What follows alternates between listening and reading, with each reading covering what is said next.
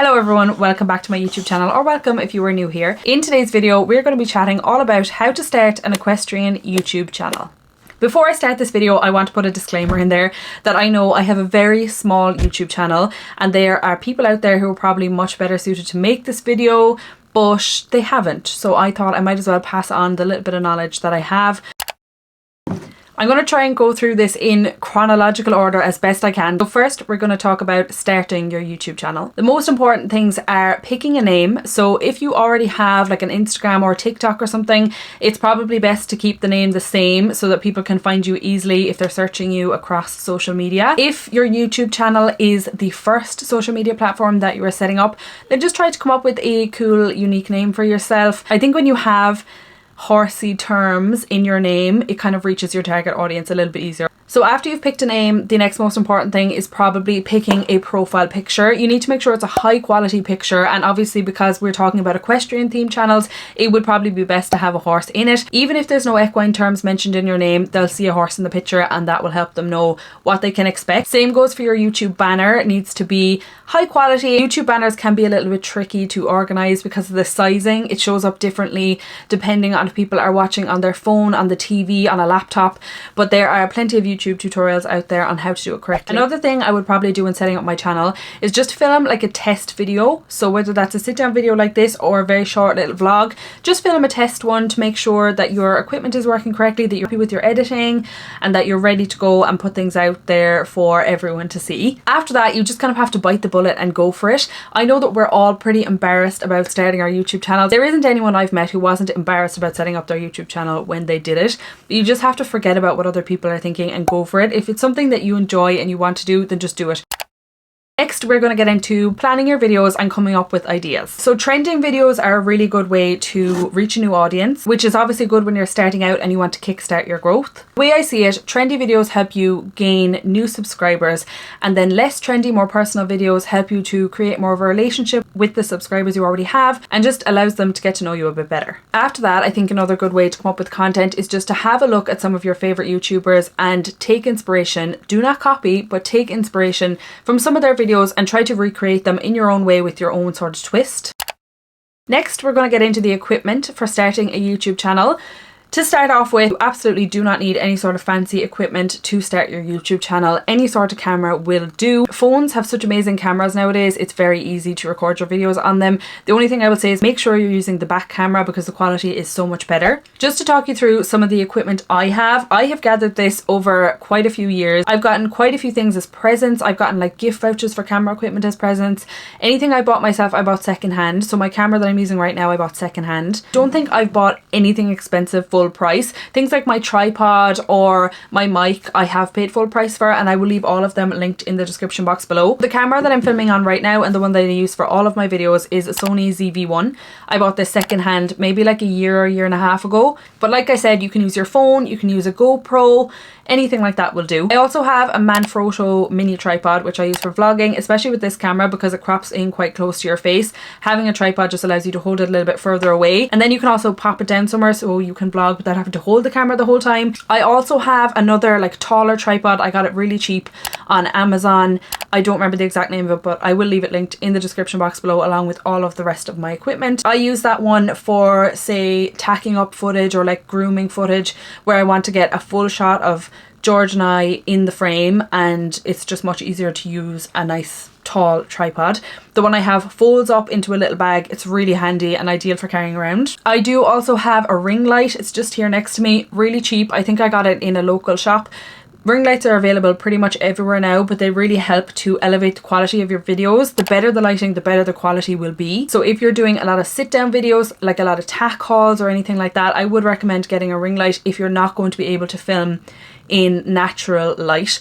Here in Ireland it gets dark very early in the evenings, and honestly some days it's just dark all day, so it's not possible to use natural light to get good quality videos. I also have multiple batteries, so having just one battery probably won't do you. If you're trying to vlog especially, you'll just run out of battery halfway through the day. So I have I think 4 batteries. One of them came with the camera and the other ones are like cheaper brand ones and they work just as well, last just as long. And then I also have a little charger that charges 3 batteries at once just to save me time. And of course you will also need a memory card, a nice meaty one if you want to be able to get lots of footage. The last thing, and one which is totally optional, is a mic. So I have a Rode, I think it's called like a micro mic or something like that on my camera right now, and I find it great for filming sit down videos. I don't really use it when I'm out and about because it's quite bulky and I just think it draws more attention to the camera, which is not what I want. The main thing that you want to avoid when you're out vlogging and using a camera is the wind noise, which can be really common when you're using an iPhone. The camera that I have comes with a built-in dead cat, I think it's called, which is really handy. It just avoids that wind noise that you get, which basically completely masks any talking that you're trying to do. I'm pretty sure if you Google, there are ways to make like DIY versions of these, and they're just very handy to make sure that you haven't gone out, filmed a load of footage, and then it ends up being completely unusable. Next, let's talk about editing. So how you edit your video really matters. You might necessarily notice a very well edited video, but I promise you, you will notice a badly edited one. The video editing software that I originally used was iMovie. I'm pretty sure it comes for free if you have an iPhone or a MacBook or anything like that. I also use InShot as a video editor. I use this mainly for Instagram, but you could definitely use this for YouTube videos as well. There are so many free video editing software options out there. And then if you want to invest and upgrade your software, you can go for the likes of Final Cut Pro or Adobe Premiere. The best way to learn is to watch lots of video editing tutorials on YouTube and just practice. That's literally the only way to learn. When I'm editing my videos, I first of all do a rough cut where I fly through and cut out any of the footage that I don't want. So usually you could have like half an hour, 40 minutes, an hour of footage that you need to cut down into 10, 15, 20 minutes. So your rough cut is where you cut all that down. It's also where you will cut out any long pauses, or if you're like me and you say or so or like a lot, then you need to cut all of those out as well. Then I go through and I add text, transitions, music, all sorts of things that are going to make your video more engaging and just help to keep people's attention. Then when you're finished the entire video and you're happy with it, you need to watch it the whole way through from start to finish and just make sure that there are no mistakes or little errors that you need to correct before uploading it to YouTube.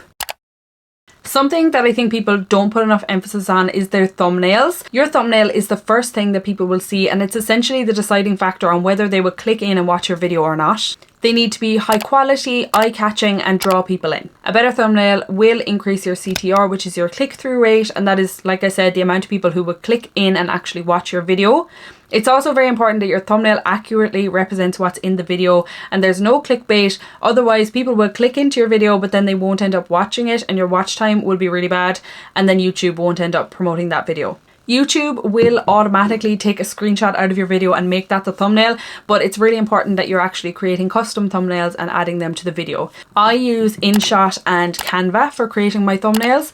I use the free version of both, but there are so many different apps that you can use for editing your thumbnails. It's just down to personal preference. Just a couple of other random little tips. Film in landscape. So portrait videos are for short form content like Instagram Reels, TikTok videos, YouTube Shorts. For long form content, YouTube videos, you need to film in landscape. I would say with YouTube, quality over quantity. Have the best quality you can. That's not saying go out and spend a bomb on loads of high-tech equipment. That just means use the best lighting, you know, try to have a steady hand when you're filming your content so it's not shaky, and also just take your time with your editing and try and do a good job on that. Don't forget the importance of audio. So don't cover the mic, especially when you're filming on your phone. It can be very easily done. And also when you're adding music to your videos, make sure that it's not too loud. So if I'm speaking in a video, I won't have music over it. I only have music over B-roll footage because I want people to be able to hear what I'm saying. If you do really want to have a little bit of background music, just make sure that the volume is very low and that it's still very clear and easy to understand what you're saying. Another thing that I think works very well with equestrian videos is voiceovers. So whether it's a video of you grooming and you want to talk people through your favorite grooming products or what you're doing, or it's video of you riding and you want to talk people through the exercise, how you felt it was going. It just gives them a little bit more insight into what's happening. Some popular videos in the equestrian category include show vlogs, yard vlogs, or barn vlogs as they're called in other countries. Other videos that are popular include tack up and ride with me's, hack with me's where you use a GoPro, Day in the life videos are also very popular, and tack hauls. Obviously it's hard to film tack hauls unless you're constantly buying stuff, and I'm trying to refrain from purchasing things, but tack hauls are very popular. Lesson blogs where you mic up your instructor are also becoming very popular on YouTube. It's definitely something I want to do more of. So that is it for today's video. I hope you enjoyed and you learned something. If any of you are thinking of starting an equestrian YouTube channel, just do it. I promise you won't regret it. If you have any more questions, make sure to leave them in the comments below and I will get back to them. And of course, if you enjoyed this video, don't forget to like it and subscribe to my channel. I will see you in the next one. Thanks for watching. Bye.